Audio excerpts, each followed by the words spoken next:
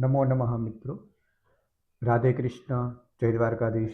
स्वागत है आप सभी लोगों का इस व्याख्यान श्रृंखला में, जिसमें हम सभी लोग श्रीमद् भगवद गीता का शब्दशः अध्ययन करते हैं। मित्रों, हम सभी लोगों ने इसके पहले के व्याख्यान में पहले अध्याय के 35 नंबर तक के श्लोकों का अध्ययन कर लिया था। आज हम इस व्याख्यान में पहले अध्याय के 36 नंबर से लेकर 40 नंबर तक के श्लोकों का अध्ययन करेंगे। आज हम 5 श्लोक पढ़ेंगे।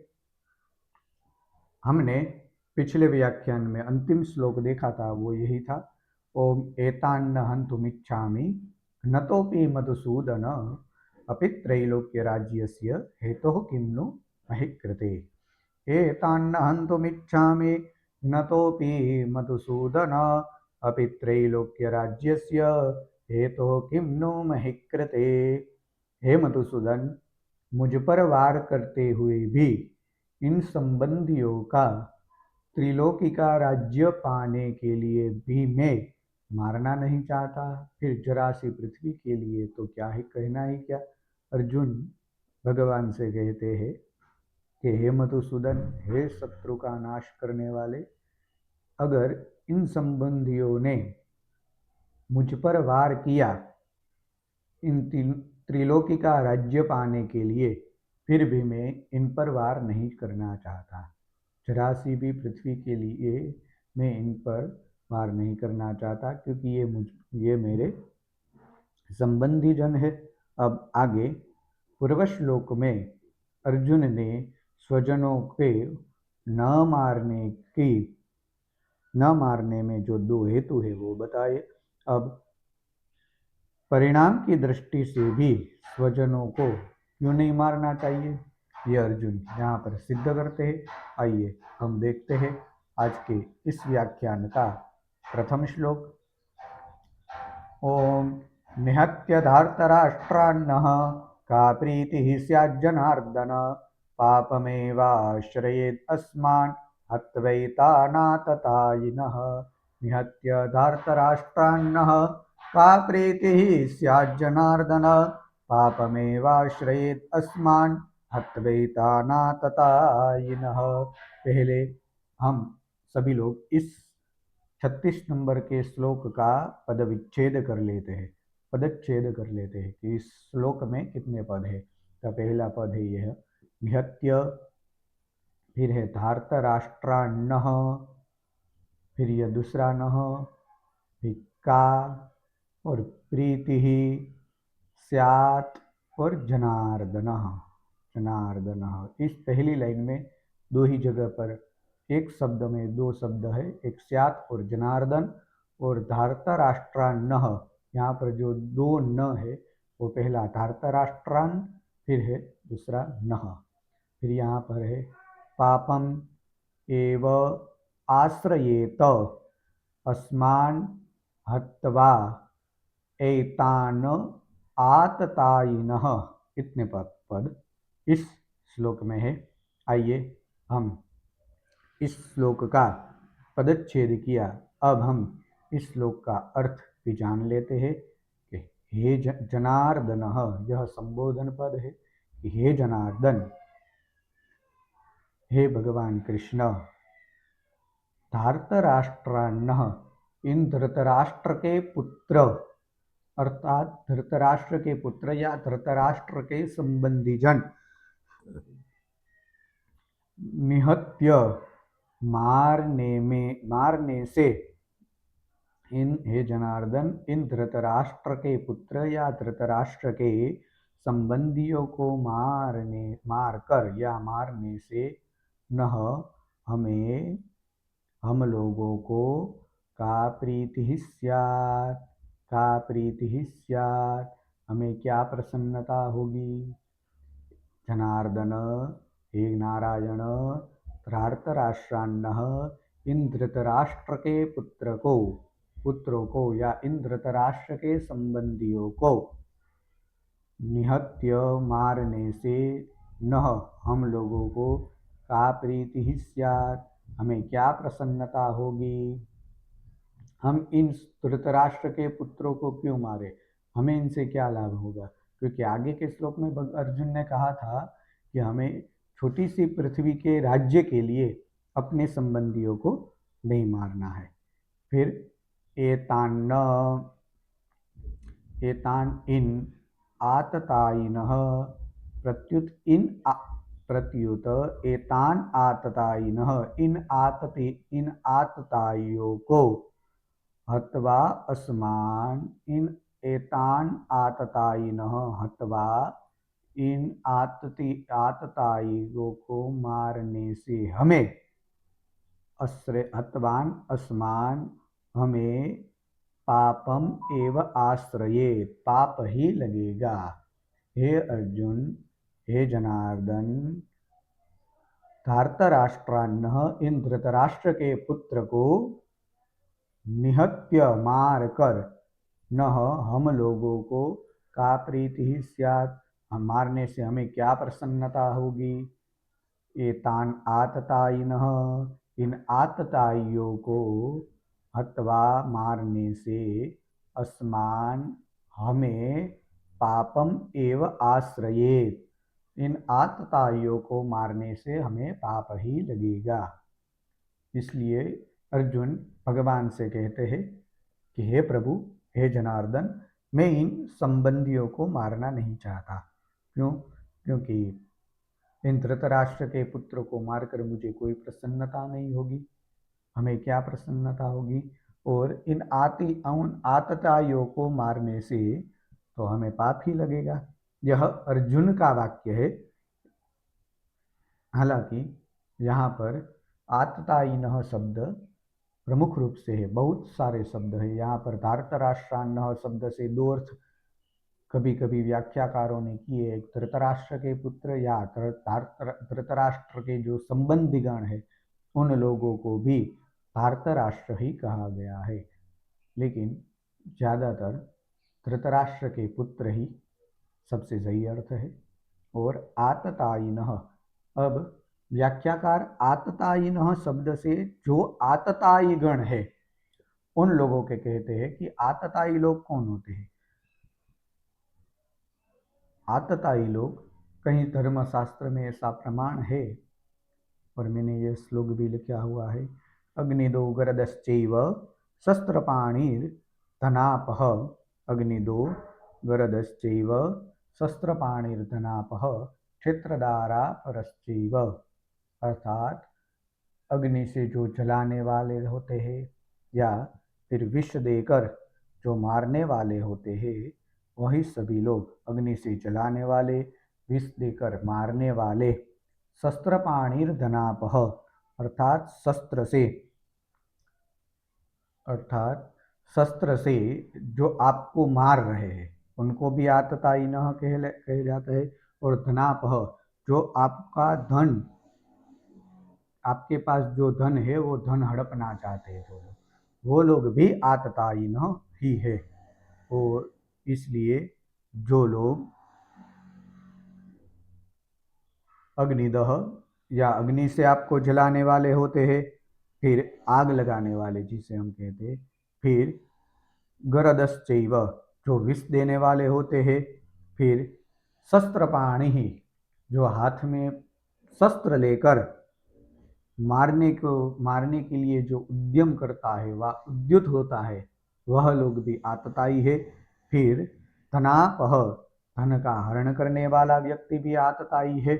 फिर क्षेत्रदारापहर्ता च सड़ेते आततायिनः, क्षेत्र अर्थात जो आपकी जमीन है, आपका जो राज्य है, उन राज्य को हरता अर्थात हरण करने वाला। क्षेत्र दारापहर्ता च, अर्थात दारा अर्थात पत्नी, स्त्री, उन ये पत्नी अर्थात आपकी पत्नी का जो भी हरण करने वाले हैं उन लोगों को आतताई कहते हैं।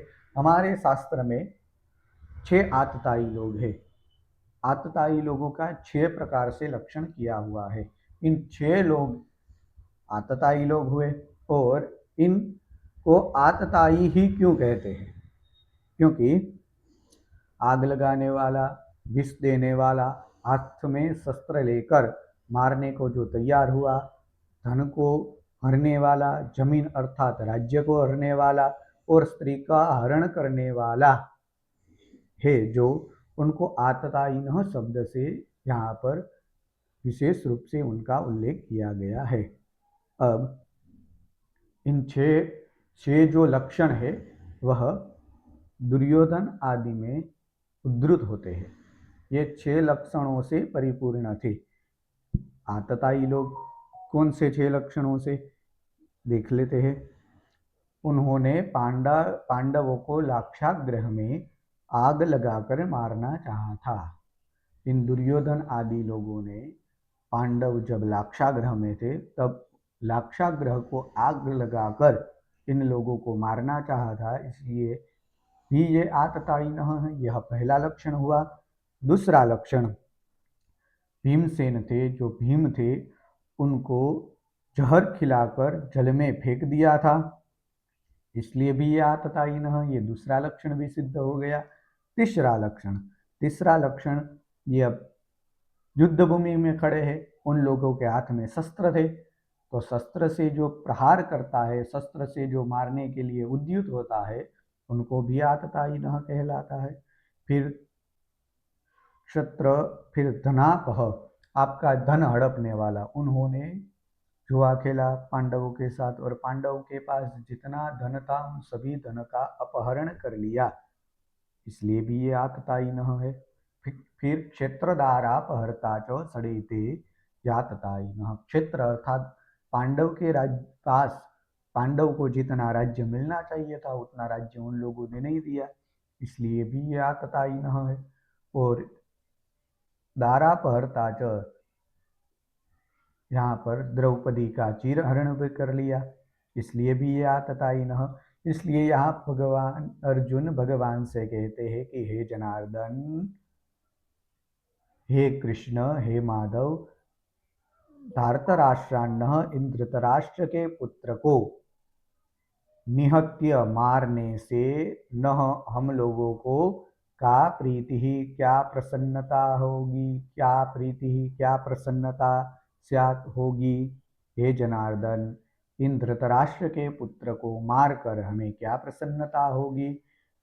एतान आततायिनः, इन आतताइयों को हत्वा मारने से अस्मान हमें पापम एव आश्रयेत, हमें पाप ही लगेगा। इसलिए अर्जुन भगवान से कहते कि हे जनार्दन, मुझे इन लोगों को नहीं मारना है। यहाँ पर यही बात कहते हैं। आइए हम आगे के श्लोक में प्रवेश करते हैं। तो हमने यह पहला श्लोक देख लिया कि हे जनार्दन, हे नारायण, इन धृतराष्ट्र के पुत्रों को मारने से हमें क्या प्रसन्नता होगी, इन आतताइयों को मारने से हमें क्या पाप ही लगेगा। यह अर्जुन ने भगवान जनार्दन श्री कृष्ण को बताया। अब आगे के श्लोक में देखते हैं। ओम तस्मान्नारहा वयं हन्तुं धार्तराष्ट्रान् स्वबान्धवान् स्वजनं हि कथं हत्वा सुखिनः स्याम माधव। तस्मान्नारहा वयं हन्तुं धार्तराष्ट्रान् स्वबान्धवान् स्वजनं हि कथं हत्वा सुखिनः स्याम माधव। यहाँ से पद विच्छेद कर लेते हैं। तस्मात् न अर्ह वयं हन्तुं, तस्मान्न अर्हा वयं हन्तु धार्तराष्ट्रान् स्वबान्धवान् स्वजनं हि कथं हत्वा सुखिनः स्याम माधवः। दूसरा पद है, उसमें बहुत ज़्यादा संधि नहीं है, लेकिन यहाँ पर धार्तराष्ट्रान्न और स्वबान्धवान, हमारे बंधुगण। फिर तस्मान, यहाँ पर दो न है, तस्मान न आर्हा वयम हन्तुम, यह सामान्य पदच्छेद हुआ। तो यहाँ से देख ले, तस्मात इसलिए, स्वबान्धवान इसलिए, अपने बांधव, धार्तराष्ट्रान कौन थे बांधव, धृतराष्ट्र के पुत्र थे जो अर्जुन के बांधव भी थे। तस्मात् स्वबान्धवान धार्तराष्ट्रान इसलिए अपने बांधव इन धृतराष्ट्र के पुत्रों को या इन धृतराष्ट्र के संबंधियों को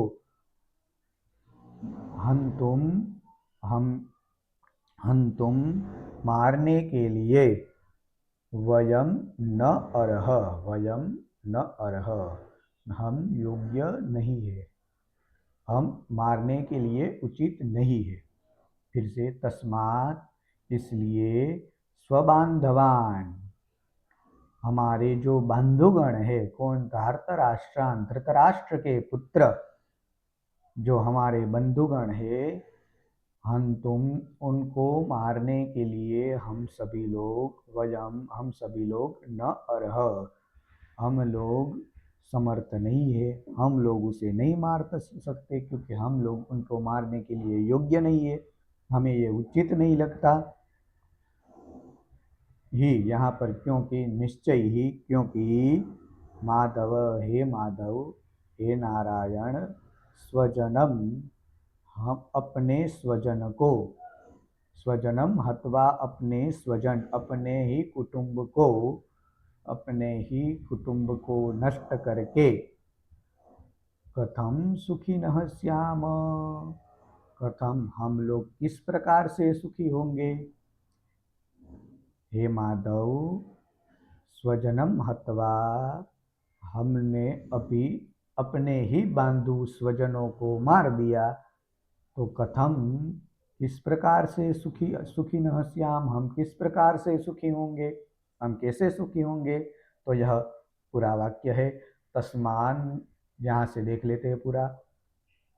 तस्मात्, इसलिए, स्वबांधवान, अपने बंधुजन जो धृतराष्ट्रान, धृतराष्ट्र के पुत्र है, तुम उनको मार कर वयम, वयम वयम न अर्ह, इसलिए धृतराष्ट्र, हमारे जो बंधुगण हैं धृतराष्ट्र के पुत्र, उनको मारने के लिए हम योग्य नहीं है। क्यों? क्योंकि हे माधव, स्वजनम हत्वा, अपने स्वजन को हत्वा, मार कर, कथम, हम किस प्रकार से, सुखिनः, सुखी होंगे। यह इनका पूरा अर्थ है, सामान्य अर्थ। यहाँ पर अर्जुन भगवान को यह कहता है कि हे प्रभु, हे माधव, मैं अपने बंधु बांधव स्वजनों को मारना नहीं चाहता। क्यों नहीं मारना चाहता? क्योंकि ये हमारे स्वजन है, बंधु है, और हमें ये नहीं लगता कि हमें मारना चाहिए, क्योंकि हम स्वजन को मारकर कोई किस प्रकार से सुखी होगा, इस प्रकार से सुख पाएगा, इसलिए हम अपने स्वजन को नहीं मारना चाहते हैं। यह अर्जुन का भगवान से कथन है। अर्जुन भगवान को यह कहते हैं। यहाँ पर एक और बात है, यहाँ पर जो आततायिनः शब्द है, ये 6 लोग हैं।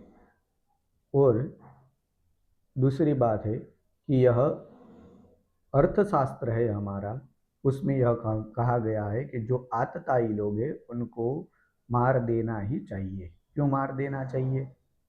क्योंकि ये आपको मारने का पूरा प्रयास करते हैं, इसलिए इन आतताई लोगों को आप मार दो। और फिर हमारा धर्मशास्त्र कहता है अहिंसा परमो धर्म, हमें हिंसा नहीं करनी चाहिए। अहिंसा परमो धर्म, धर्मो भी भवेत्युता, हमें हिंसा नहीं करनी चाहिए। अर्थशास्त्र कहता है कि मार दो, और धर्मशास्त्र कहता है कि नहीं मारो। तो यह अर्जुन के मन में यह एक बहुत ही कौतुक वाला प्रश्न है कि हमें क्या करें। हमने अगर उनको मार दिया तो हम सुखी नहीं होंगे, क्योंकि अर्थशास्त्र, धर्मशास्त्र कहता है कि अपने स्वजन को नहीं मारना चाहिए। अब यहाँ पर ऐसी बात है कि जो अर्थशास्त्र है वो स्वार्थ शास्त्र है, वो राजा के लिए लिखा गया है, और राजा की जो प्रजा है वो राजा की संतान होती है, और राजा को अपने राज्य को, अपने संतान को, अपनी प्रजा को बचाने के लिए ऐसे आतताई लोगों को मार देना ही चाहिए। और धर्मशास्त्र मना करता है। धर्मशास्त्र कहता है कि हमें स्वजन को नहीं मारना चाहिए, अहिंसा परमो धर्म, हमें हिंसा नहीं करनी चाहिए। यहाँ पर दो विरोध पूर्ण दोनों कृतियां है। मारे कि ना मारे, तो शास्त्र में ऐसा विधान है कि श्रुति स्मृति विरोधेस्तु श्रुतिरेवा बलीयसी। श्रुति और स्मृति में अगर विरोध हो, अगर हमें ऐसा लगे कि श्रुति ये भी कहती है और स्मृति ये भी कहती है, तो हम किसका कथन सही माने, तो श्रुति का कथन सही होता है। स्मृति स्मृति रेवास्तु श्रुति रेव बलीयसी।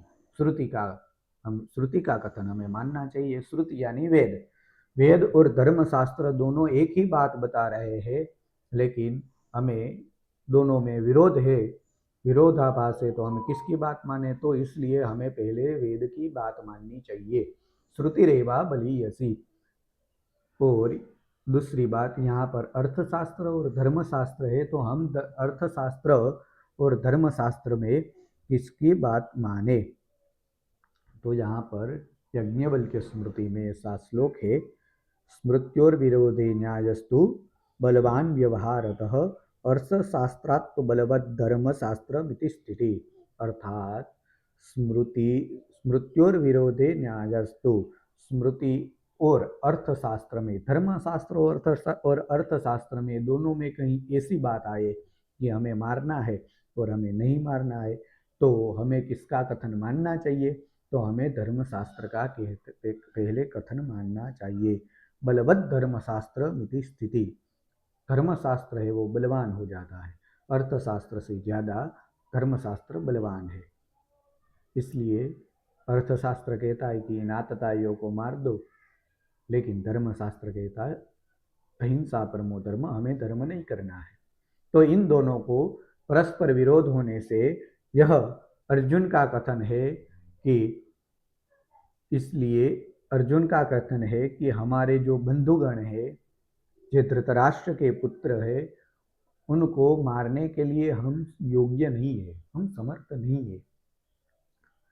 क्यों हे माधव, स्वजन महत्वा, हम लोग अपने ही स्वजन को मारकर कथम सुखी न स्यात्, किस प्रकार से सुखी होंगे, क्योंकि धर्मशास्त्र कहता है कि अहिंसा परमो धर्म, अपने स्वजन को नहीं मारना चाहिए। यही बात अर्जुन के दिमाग में यहाँ पर चल रही है, इसलिए वो भगवान को स्वजन को मारने के लिए मना कर रहे हैं। आइए हम आगे का 38 नंबर का श्लोक देखते हैं। ओम यद्यप्येतेन पश्यन्ति लोभोपहत चेतस कुलक्षय कृतं दोषं मित्रद्रोहे च पातकम्। यद्यप्येतेन पश्यन्ति लोभोपहत चेतस कुलक्षय कृतं दोषं मित्रद्रोहे च पातकम्। यहाँ पर हम सभी लोग पहले इस श्लोक का पदच्छेद कर लेते हैं। यद्यपि एते न पश्यन्ति लोभ उपहत चेतस कुलक्षय कृतं दोषम मित्रद्रोहे च पातकम्। यह इतना बात है। यद्यप्येते न पश्यन्ति लोभोपहत चेतस कुलक्षय कृतं दोषम मित्रद्रोहे च पातके। यद्यपि यहाँ से यद्यपि लोभोपहत चेतस, यद्यपि लोभोपहत चेतस, यद्यपि लोभ के कारण जिनका विवेक और विचार लुप्त हो गया है। अब धृतराष्ट्र था, उनके जो पुत्र थे दुर्योधन आदि, उनको पूरा राज्य चाहिए था, इसलिए उनका विवेक और विचार लुप्त हो गया था। इसलिए यहाँ पर यह विशेष शब्द प्रयुक्त है, लोभोपहत चेतस। यद्यपि लोभ के कारण जिनका चित्त भ्रष्ट हो चुका था, एते कुलक्षय कृतम, यद्यपि लोभ के कारण जिनका, यद्यपि लोभ के कारण जिनका विवेक विचार शून्य हो चुका था, लुप्त हो चुका था,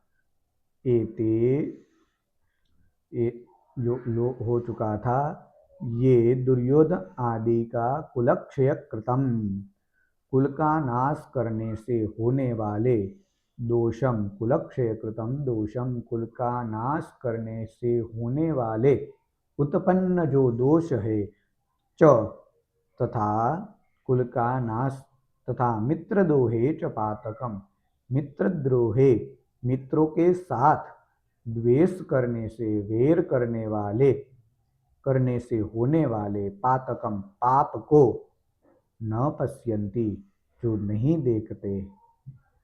यहाँ पर सामान्य अर्थ है यद्यपि लोभोपहत चेतस, लोभ के कारण जिनका चित्त भ्रष्ट हो चुका है, ऐसा जो दुर्योधन था, ऐसे ये कुलक्षय कृतम दोषम, ये कौरव कुलक्षय जनित दोष को च और मित्रद्रोहे च पातकम, मित्रों के साथ वेर करने में होने वाले जो पाप को न पश्यन्ति जो नहीं देख रहे हैं। यहाँ पर इस पीडीएफ में नहीं लेकिन बहुत सारी पीडीएफ में यह दोनों श्लोक एक साथ है, तो इस दोनों श्लोकों का एक साथ अर्थ ठीक प्रतीत हो जाता है।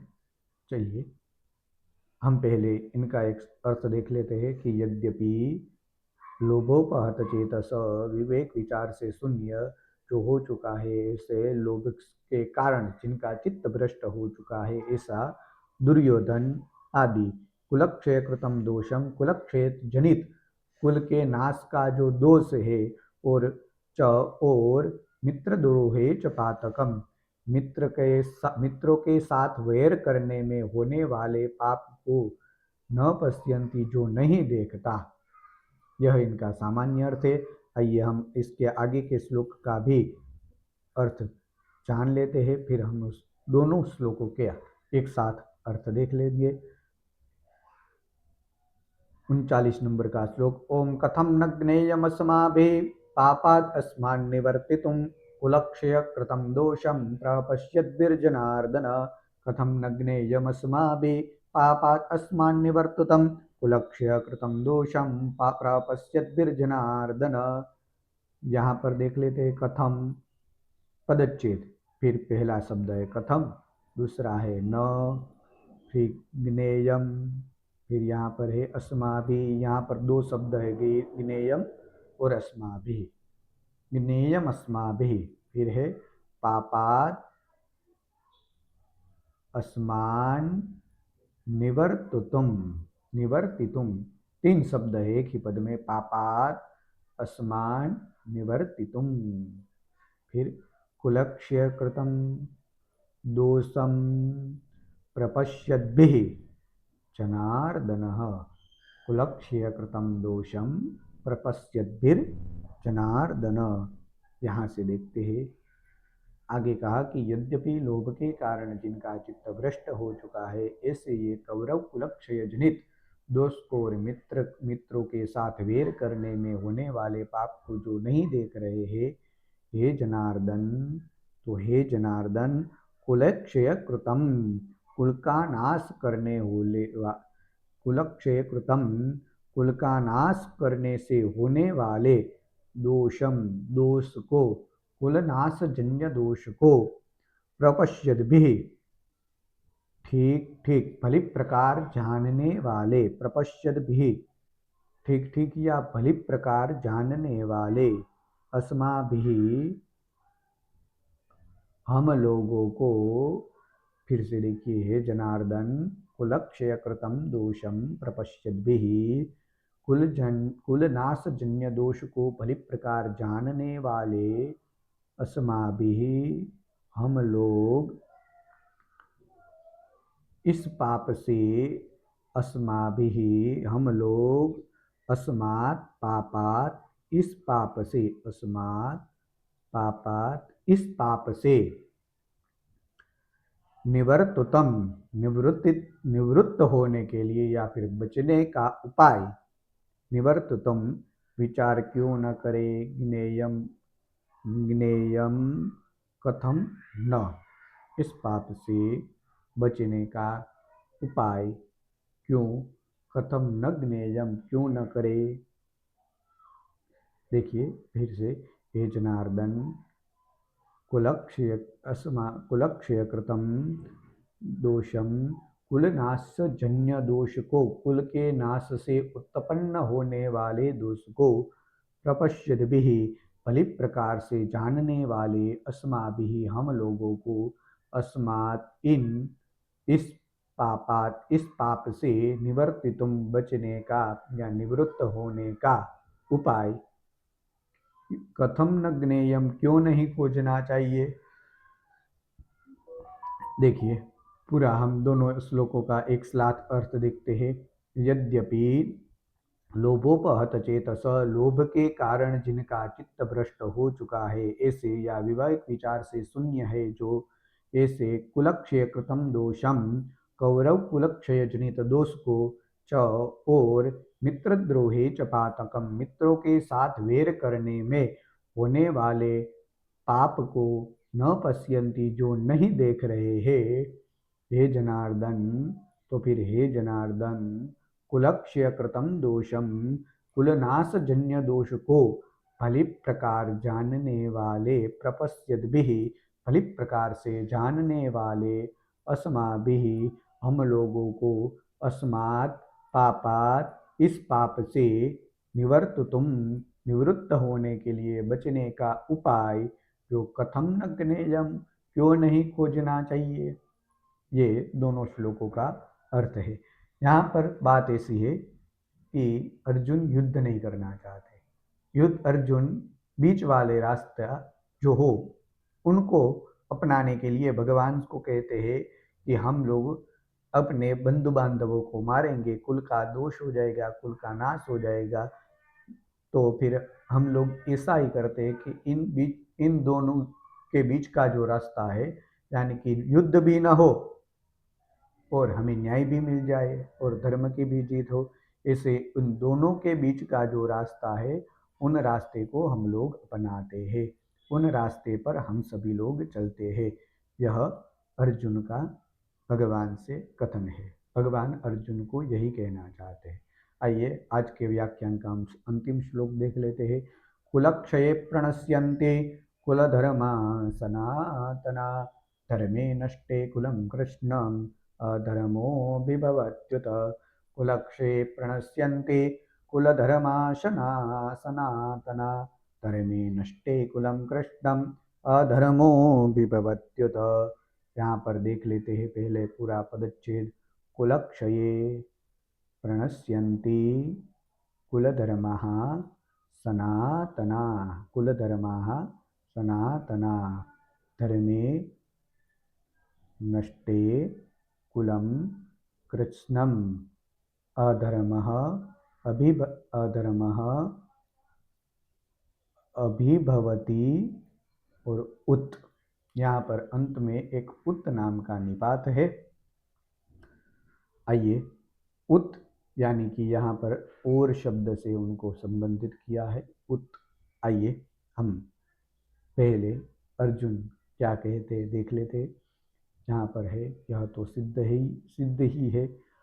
यहाँ पर कहा था अहिंसा परमो धर्म, हमें हिंसा नहीं करनी चाहिए, इनको नहीं मारना चाहिए क्योंकि कुल का नाश हो जाएगा। तो कुलक्षये, कुल का क्षय होने पर, कुल का नाश होने से, सनातनः, सनातन रूपी जो सदा से चलते आए हैं, ऐसे कुल धर्म, जो कुल का धर्म है, यानी कि जो संतान परंपरा है हमारी, कुल जो आगे बढ़ते हैं, यही कुलक्षये, कुल का अगर नाश होने से जो सनातन परंपरा से सदा से चलते आए कुल धर्म प्रणश्यन्ति, नष्ट हो जाते हैं। कुल धर्मा प्रणश्यन्ति, कुल का अगर क्षय हो गया, कुल का नाश हो गया, तो आगे से जो हमारी सनातन कुल परंपरा चली आ रही है वो कुल धर्मा, वो कुल सहित,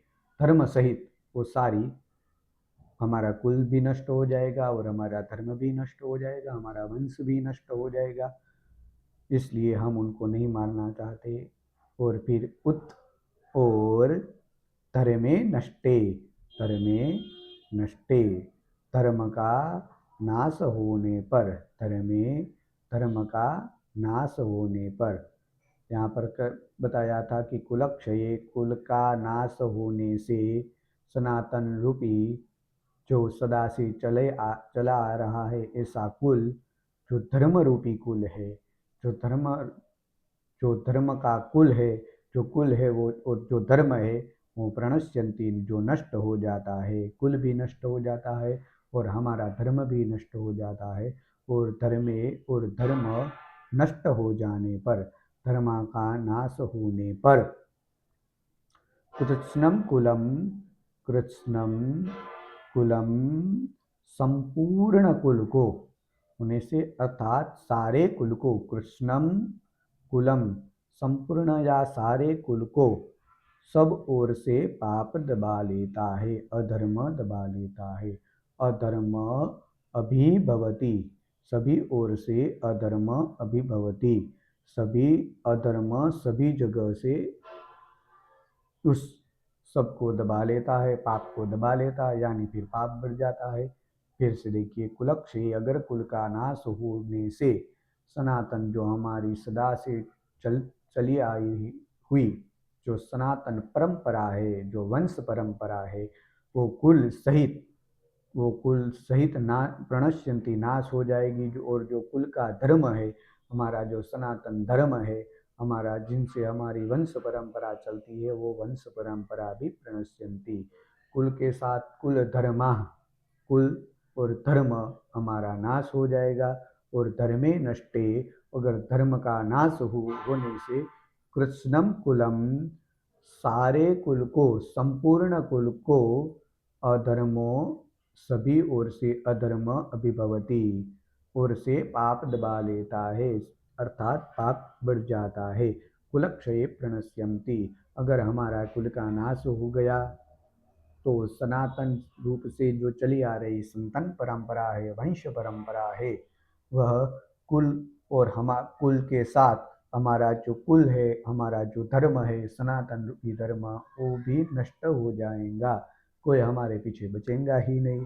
और अगर हमारा कुल या फिर हमारा धर्म नष्ट हो गया तो कृष्णम कुलम, सारे कुल को, अधर्म, अधर्म रूपी जो पाप है या फिर अधर्म है, अभिभवती, सभी ओर से दबा लेता है, यानी फिर हमारे वंश में अधर्म बढ़ जाता है। फिर हमारी ऐसी बात होती है कि हम अधर्म रूप से, कि बात ऐसी होगी कि पांडव और कौरव थे, उनका राज्य था जो अधर्म से युक्त था, जो अधर्म करने के लिए इस पृथ्वी पर आए थे, यही बात है।